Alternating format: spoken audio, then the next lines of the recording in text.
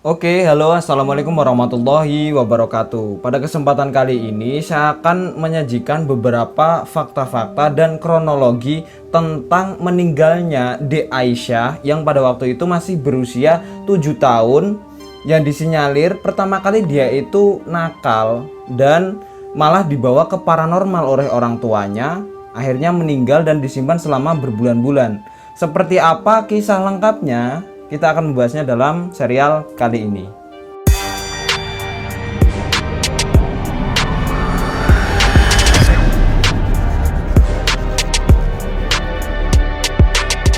Oke, kita akan membahasnya dimulai dari yang pertama. Jadi adik Aisyah ini pada waktu itu masih berusia 7 tahun. Dia itu berasal dari Desa Bejen, Kecamatan Bejen, Kabupaten Temanggung, Jawa Tengah. Nah, Dek Aisyah ini meninggal akibat praktik perdukunan yang dilakukan oleh kedua tetangga Dek Aisyah sendiri. Kasus ini terungkap pada Minggu tengah malam tanggal 16 Mei kemarin. Singkat ceritanya ya, sebelum kita membahasnya secara detail, jadi semula Dek Aisyah ini disebut sebagai sosok anak yang nakal dan dihinggapi oleh makhluk lain. Jadi agar terbebas dari hal tersebut, dukun di desa itu meminta orang tua Dek Aisyah agar sang anak ini diruat atau dilakukan ritual-ritual untuk menangani gangguan tersebut. Jadi para dukun itu meminta Dek Aisyah untuk makan bunga mahoni, terus cabai, lalu ada juga yang sempat ditenggelamkan ke bak mandi. Jadi mirisnya lagi, Dek Aisyah ini yang sudah meninggal itu tak segera dimakamkan tetapi disimpan selama berbulan-bulan.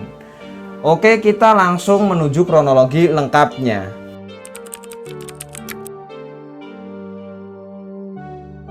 Yang pertama, tadi disebutkan bahwa Dek Aisyah ini disebut sebagai anak nakal. Sewajarnya anak usia 7 tahun biasanya dia masih aktif-aktifnya.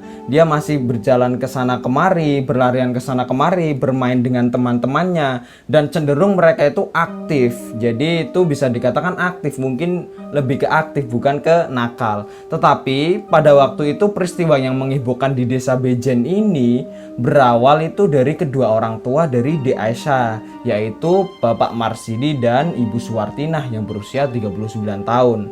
Jadi kedua orang tua Dek Aisyah ini berkonsultasi kepada kedua tetangganya yang kebetulan merupakan paranormal di desa tersebut, yaitu bernama Pak Haryono berusia 56 tahun dan asistennya yang bernama Pak Budiono berusia 43 tahun. Jadi kedua tetangganya ini berprofesi sebagai dukun yang membuka praktik supranatural di desa tersebut. Nah, menurut keterangan kepala desa Bejen ini, jadi Pak Sugeng dan Pak Haryono ini mengklaim bahwa dari Dek Aisyah ini anak yang nakal dan dihinggapi makhluk dari dunia lain. Itu adalah awal mulanya kenapa Dek Aisyah ini perlu dilakukan ritual atau diruat. Jadi kedua dukun tersebut itu lantas merayu kedua orang tua Dek Aisyah agar Dek Aisyah ini diruat dan menjalani sejumlah ritual.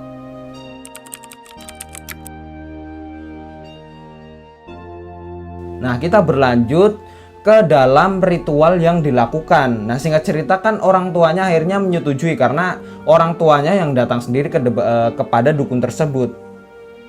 Orang tuanya menyetujui, akhirnya dilakukanlah ritual. Yang pertama untuk menentukan apakah Dek Aisyah ini sebenarnya kehinggapan makhluk lain atau tidak. Jadi sebagai pembuktiannya itu Haryono itu menyuruh Dek Aisyah untuk memakan bunga mahoni dan beberapa cabai. Jadi pembuktiannya itu dengan cara jika Dek Aisyah memakan bunga dan cabai tersebut itu tidak merasakan pahit dan pedas, maka Dek Aisyah ini dicap sebagai anak dari makhluk dunia lain atau mungkin kemasukan dari makhluk dunia lain. Nah, pada waktu itu saat dites ini Dek Aisyah ini ternyata tidak merasakan apapun.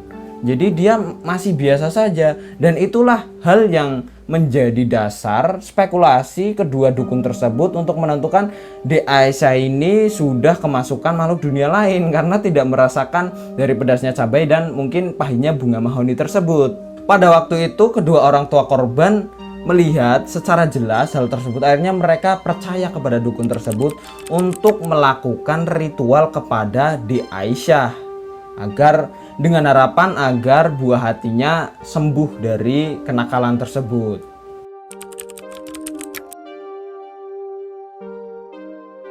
kita berlanjut ke dalam ritual yang dilakukan oleh dua dukun tersebut. Nah, ini yang agak aneh di sini ya. Jadi ritual untuk menyembunyikan di Aisyah ini dimulai dengan meminta di Aisyah untuk mandi kembang tengah malam. Pada waktu itu tidak cuma mandi, jadi di Aisyah ini ditenggelamkan ke dalam bak mandi. Tidak hanya sekali ditenggelamkan, sampai beberapa kali. Nah, di Aisyah ini yang masih berusia 7 tahun, masih duduk di bangku kelas SD ya kan, masih senang-senangnya bermain, masih aktif-aktifnya bermain. Pada waktu itu ritual pertama berupa menenggelamkan di Aisyah ini di dalam bak mandi itu tidak berpengaruh pada kesehatan di Aisyah, karena memang di Aisyah ini ya tidak ada penyakit. Memang sewajarnya anak usia 7 tahun, jadi dia masih semangat saja, itu tidak ada nampak kesehatan yang mulai meredup pada waktu ditenggelamkan pertama kali. Begitu pula dengan ritual kedua dan ketiga. Jadi di Aisyah ini masih sehat, masih kelihatan sehat, ditenggelamkan selama 3 kali. Nah, pada waktu itu di Aisyah sudah tidak mulai sanggup lagi pada saat ditenggelamkan ke bak mandi yang keempat. Penenggelamannya ini agak lama yang keempat, dan itu dilakukan oleh Budiono, salah satu dukun tadi ya.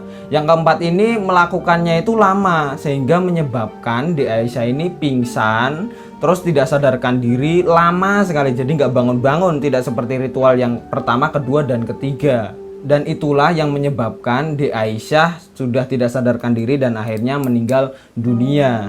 Dan anehnya pada waktu itu sudah tidak sadarkan diri, tidak dibawa ke klinik ataupun tidak dibawa ke medis, di Aisyah ini malah dibiarkan. Jadi paranormal ini itu bilang bahwa di Aisyah akan dihidupkan lagi. Kedua paranormal ini mengatakan kepada kedua orang tua di Aisyah, tolong dibersihkan saja, dibersihkan terus dipindah ke kamar, ditutup dengan kain, nanti dihidupkan lagi. Itu kata kedua paranormal. Ya percaya saja kan, dari kedua orang tuanya ini tidak menimbulkan curiga. Singkat cerita, setelah dibersihkan, terus jenazahnya ini dibawa ke kamar dan ditutupi dengan kain, kedua paranormal ini kembali berjanji bahwa mereka akan menghidupkan lagi di Aisyah. Dan janji-janji tersebut tidak kunjung datang sampai kemarin terungkap pada bulan Mei. Padahal pada waktu itu awal mulanya pada bulan Januari. Jadi sudah beberapa bulan itu di Aisyah ini ya. Kenapa kasusnya ini sampai terbongkar sebelum kedua dukun tersebut berhasil menghidupkan lagi di Aisyah, yang katanya mau menghidupkan ya.